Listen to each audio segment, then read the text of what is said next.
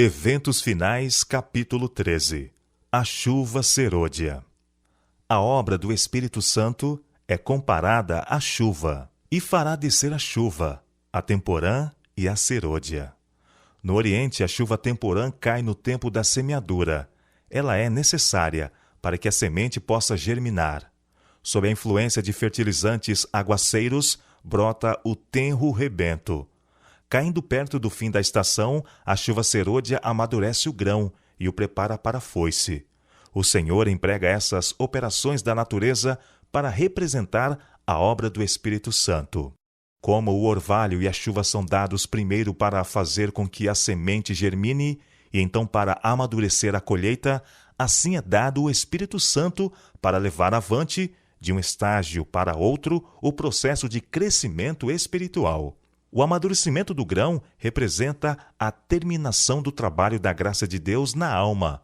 Pelo poder do Espírito Santo, deve a imagem moral de Deus ser aperfeiçoada no caráter. Devemos ser completamente transformados à semelhança de Cristo. A chuva serôdia, amadurecendo a seara da terra, representa a graça espiritual que prepara a igreja para a vinda do Filho do Homem. Mas, a menos que a chuva temporã haja caído, não haverá vida. A ramagem verde não brotará. Se a chuva temporã não fizer seu trabalho, a serôdia não desenvolverá a semente até a perfeição. A chuva temporã veio no ano 31 depois de Cristo, no Pentecostes. Em obediência à ordem de Cristo, esperaram em Jerusalém o cumprimento da promessa do Pai, o derramamento do Espírito. Não esperaram ociosos. Diz o registro que estavam sempre no templo, louvando e bendizendo a Deus. São Lucas, capítulo 24, verso 53. Ao esperarem os discípulos pelo cumprimento da promessa, humilharam o coração em verdadeiro arrependimento e confessaram sua incredulidade. Os discípulos oraram com intenso fervor para serem habilitados a se aproximar dos homens e, em seu trato diário, falar palavras que levassem os pecadores a Cristo. Pondo de parte todas as divergências, todo o desejo de supremacia, uniram-se em íntima comunhão cristã. Só depois de haverem os discípulos entrado em união perfeita, quando não mais contendiam pelas posições mais elevadas, foi o Espírito derramado. O derramamento do Espírito nos dias dos apóstolos foi o começo da primeira chuva, ou temporã, e glorioso foi o resultado. Até ao fim do tempo, a presença do Espírito deve ser encontrada com a verdadeira igreja. Consequências da chuva temporã no Pentecostes. Sob a influência do Espírito, palavras de penitência e confissão misturavam-se com cânticos de louvor por pecados perdoados. Milhares se converteram num dia. O Espírito Santo os capacitava a falar com fluência línguas com as quais não tinham nunca tomado contato. O Espírito Santo fez por eles o que não teriam podido fazer por si mesmos em toda uma existência. Seus corações estavam sobrecarregados com benevolência tão ampla, tão profunda, de tão vasto alcance, que foram impelidos a ir aos confins da terra, testificando do poder de Cristo. Qual foi o resultado do derramamento do Espírito no dia do Pentecostes? As boas novas de um Salvador ressuscitado foram levadas até as mais longínquas partes do mundo habitado. A igreja viu conversos vindo para ela de todas as direções. Extraviados converteram-se de novo. A ambição dos crentes era revelar a semelhança do caráter de Cristo, bem como trabalhar pelo desenvolvimento de seu reino. A promessa da chuva serôdia. O derramamento do Espírito nos dias dos apóstolos foi a chuva temporã, e glorioso foi o resultado. A chuva serôdia será mais abundante, porém. Ao avizinhar-se o fim da ceifa da terra, uma especial concessão de graça espiritual é prometida a fim de preparar a igreja para a vinda do Filho do Homem. Esse derramamento do Espírito é comparado com a queda da chuva serôdia. Antes de os juízos finais de Deus caírem sobre a terra, haverá, entre o povo do Senhor, tal avivamento da primitiva piedade, como não fora testemunhado desde os tempos apostólicos. O Espírito e o poder de Deus serão derramados sobre seus filhos. Esta obra será semelhante à do dia de Pentecostes. Assim como a chuva temporã foi dada, no derramamento do Espírito Santo, no início do Evangelho, para efetuar a germinação da preciosa semente, a chuva serôdia será dada em seu final para o amadurecimento da seara. A chuva serôdia produzirá o alto clamor. Nesse tempo, a chuva serôdia, ou refrigério pela presença do Senhor, virá para dar poder à grande voz do terceiro anjo e preparar os santos para estarem de pé no período em que as 7 últimas pragas serão derramadas. Ouvi os que estavam revestidos da armadura falar sobre a verdade com grande poder. Isto produzia efeito. Perguntei o que havia operado esta grande mudança. Um anjo respondeu: foi a chuva serôdia, o refrigério pela presença do Senhor, o alto clamor do terceiro anjo. A chuva temporã produz conversão. A chuva serôdia desenvolve um caráter semelhante ao de Cristo.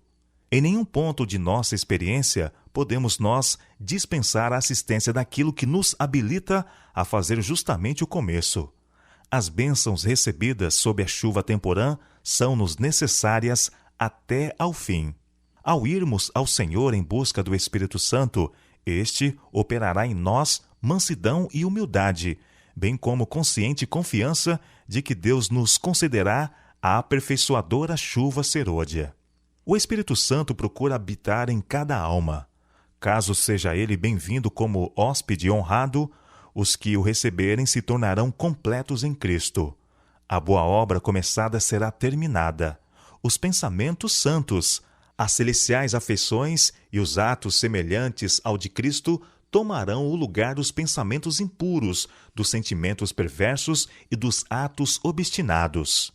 Podemos ter tido uma medida do Espírito de Deus, mas tanto pela oração como pela fé devemos buscar continuamente mais do Espírito. Nunca dá resultado cessarmos os nossos esforços. Se não progredirmos, se não nos colocarmos na atitude em que tanto possamos receber a chuva temporã como a serôdia, perderemos nossa alma e a responsabilidade jazerá à nossa porta. As convocações da igreja, como nas reuniões campais, as assembleias da igreja local e todas as ocasiões em que há trabalho pessoal em favor das almas, são oportunidades determinadas por Deus para dar tanto a chuva temporã como a serôdia. Quando o caminho estiver preparado para o Espírito de Deus, a bênção virá. Satanás não pode impedir uma chuva de bênção de cair sobre o povo de Deus, mais do que fechar as janelas do céu para que a chuva não caia sobre a terra. Devemos orar fervorosamente pela descida do Espírito Santo. Devemos orar tão fervorosamente pela descida do Espírito Santo como os discípulos oraram no dia de Pentecostes. Se eles precisaram disso naquele tempo, nós, hoje, mais ainda. A descida do Espírito Santo sobre a igreja é olhada como estando no futuro. É, porém, o privilégio da igreja tê-la agora. Buscai-a, orai por ela, crede nela. Precisamos tê-la e o céu espera para concedê-la. A medida do Espírito Santo que recebermos será proporcional à intensidade de nosso desejo. A fé exercida nesse sentido e o uso que fizermos da luz é do conhecimento que nos forem concedidos. Não estamos suficientemente dispostos a importunar o Senhor com nossas petições e a suplicar-lhe o dom do Espírito Santo. O Senhor quer que o importunemos a esse respeito. Deseja que apresentemos com insistência nossas petições ao trono. Precisamos humilhar o coração em verdadeiro arrependimento. Um reavivamento da verdadeira piedade entre nós, eis a maior e a mais urgente de todas as nossas necessidades. Importa haver diligente esforço para obter a bênção do Senhor, não porque Deus não esteja disposto a outorgá-la, mas porque nos encontramos carecidos de preparo para recebê-la. Nosso Pai Celeste está mais disposto a dar seu Espírito Santo àqueles que lhe o peçam do que pais terrenos o estão a dar boas dádivas a seus filhos. Cumpre-nos, porém, mediante confissão, humilhação, arrependimento e fervorosa oração, cumprir as condições estipuladas por Deus em sua promessa para conceder-nos sua bênção. Só podemos esperar um reavivamento em resposta à oração. Digo-vos que deve haver entre nós um reavivamento completo. Tem de haver um ministério convertido. Precisa haver confissões, arrependimento e conversões. Muitos que estão pregando a palavra necessitam da graça transformadora de Cristo no coração. Não devem permitir que coisa alguma os impeça de fazerem uma obra cabal e esmerada antes que seja para sempre demasiado tarde. A reforma deve acompanhar o reavivamento. Precisa haver um reavivamento e uma reforma sob a ministração do Espírito Santo. Reavivamento e reforma são duas coisas diversas. Reavivamento significa renovamento da vida espiritual, um avivamento das faculdades da mente e do coração, uma ressurreição da morte espiritual. Reforma significa uma reorganização, uma mudança nas ideias e teorias, hábitos e práticas. A reforma não trará o bom fruto da justiça, a menos que seja ligada com o reavivamento do Espírito. Reavivamento e reforma devem efetuar a obra que lhes é designada, e no realizá-la precisam fundir-se. Temos de deixar de lado toda contenda e dissensão. Quando os obreiros tiverem a presença permanente de Cristo em sua alma, quando estiver morto todo o egoísmo, quando não houver nenhuma rivalidade, nenhuma contenda pela supremacia, quando existir unidade, quando eles se santificarem de maneira que o amor de uns pelos outros seja visto e sentido, então os chuveiros da graça do Espírito Santo hão de vir tão seguramente sobre eles, como é certo que a promessa de Deus não faltará nem um jota ou um tio. Mas quando a obra de outros é diminuída, para que os obreiros mostrem a própria superioridade, eles demonstram que sua obra não apresenta a assinatura que devia. Deus não os pode abençoar. Para subsistirmos no grande dia do Senhor, com Cristo como nosso refúgio, nossa torre forte, temos de deixar de lado toda inveja, toda luta pela supremacia. Temos de destruir completamente as raízes dessas coisas profanas, para que não tornem a brotar na vida.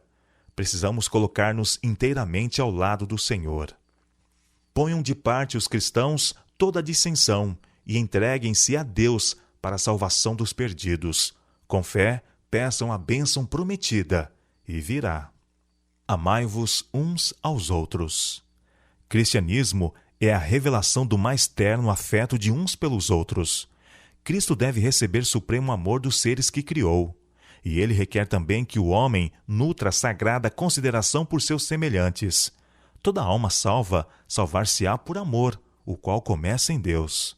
A genuína conversão é uma mudança do egoísmo para a santificada afeição para com Deus e uns pelos outros.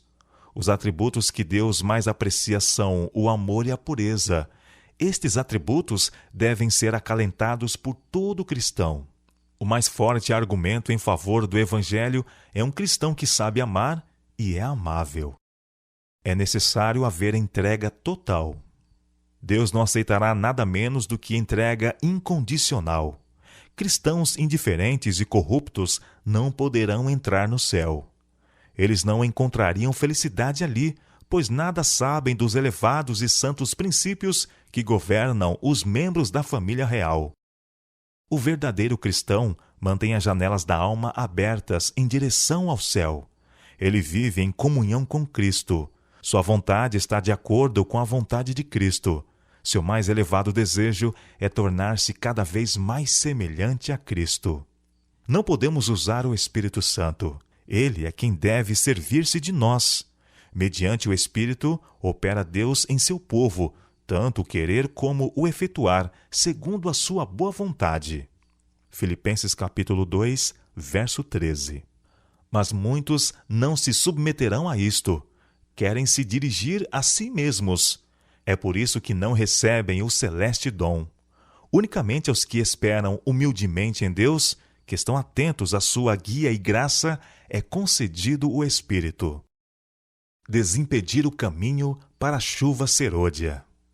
Vi que ninguém poderia participar do refrigério a menos que obtivesse a vitória sobre toda a tentação, orgulho, egoísmo, amor ao mundo e sobre toda a má palavra e ação. Deveríamos, portanto, estar nos aproximando mais e mais do Senhor e achar-nos fervorosamente à procura daquela preparação necessária para nos habilitar a estar em pé na batalha do dia do Senhor. Cumpre-nos remediar os defeitos de caráter, purificar de toda contaminação o templo da alma. Então a chuva serôdia cairá sobre nós, como caiu a temporã sobre os discípulos no dia de Pentecostes. Não há coisa alguma que Satanás tema tanto, como que o povo de Deus desempeça o caminho mediante a remoção de todo impedimento, de modo que o Senhor possa derramar seu Espírito sobre uma lagoicente igreja.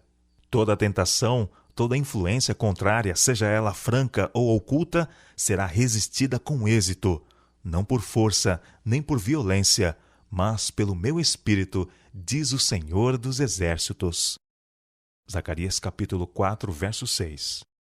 A chuva serôdia virá, e a bênção de Deus encherá toda a alma que estiver purificada de toda contaminação. É nossa obra hoje entregar nossa alma a Cristo, para estarmos preparados para o tempo de refrigério, pela presença do Senhor, preparados para o batismo do Espírito Santo. Ser trabalhadores diligentes no serviço de Cristo. Quando as igrejas se tornarem igrejas vivas e atuantes, o Espírito Santo será concedido em resposta ao seu sincero pedido. Então, as janelas do céu se abrirão para os aguaceiros da chuva serôdia. O grande derramamento do Espírito de Deus, o qual ilumina a terra toda com sua glória, não há de ter lugar enquanto não tivermos um povo esclarecido, que conheça por experiência o que seja ser cooperador de Deus. Quando tivermos uma consagração completa de todo o coração ao serviço de Cristo, Deus reconhecerá esse fato mediante um derramamento sem medida do seu Espírito. Mas isso não acontecerá enquanto a maior parte dos membros da igreja não forem cooperadores de Deus. Quando a ignominia da indolência e preguiça tiver sido afastada da igreja, o Espírito do Senhor se manifestará graciosamente. Revelar-se-á o poder divino. A igreja verá a providencial operação do Senhor dos Exércitos. Manter o vaso limpo e com o lado certo para cima. Não precisamos nos preocupar com a chuva serôdia. Tudo quanto temos que fazer é manter o vaso limpo e com o lado certo para cima e estar preparados para receber a chuva celestial, orando continuamente. Que a chuva serôdia caia em meu vaso. Que a luz do anjo glorioso, que se une ao terceiro anjo, resplandeça sobre mim. Dá-me uma parte na obra, que eu soe a proclamação, que eu seja um colaborador de Cristo. Assim, buscando a Deus, permite-me contar-vos, Ele vos está preparando todo o tempo, concedendo-vos sua graça. A resposta poderá vir com inesperada rapidez e irresistível poder, ou poderá ser adiada por dias e semanas, e nossa fé passar por uma provação.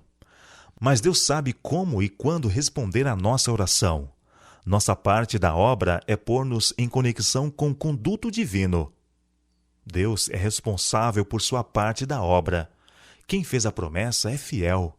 A grande e importante questão para nós é ser unidos e do mesmo parecer, pondo de lado toda inveja e malícia, e como suplicantes humildes, vigiar e esperar.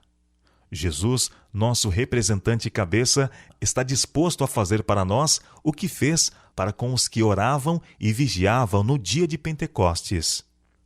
Não tenho nenhum tempo específico de que falar, no qual tenha lugar o derramamento do Espírito Santo, quando o poderoso anjo descer do céu e se unir com o terceiro anjo na conclusão da obra para este mundo. Minha mensagem é que nossa única segurança é estarmos prontos para o refrigério celeste, tendo nossas lâmpadas preparadas e ardendo.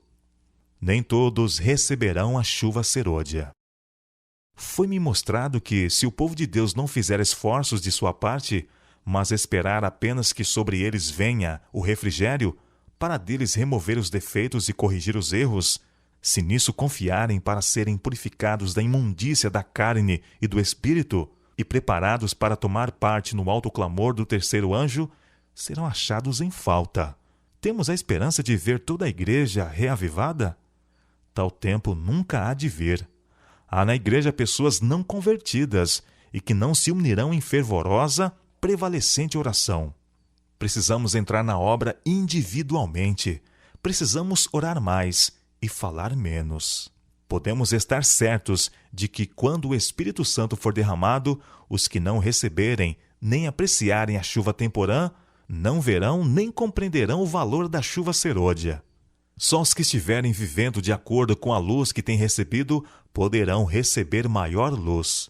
A não ser que nos estejamos desenvolvendo diariamente na exemplificação das ativas virtudes cristãs, não reconheceremos as manifestações do Espírito Santo na chuva serôdia.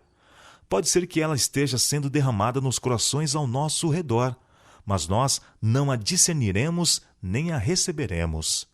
Aqueles que não fazem esforços decididos, mas esperam simplesmente que o Espírito Santo os force à ação, perecerão em trevas. Não vos deveis deixar estar tranquilamente, sem nada fazer na obra de Deus.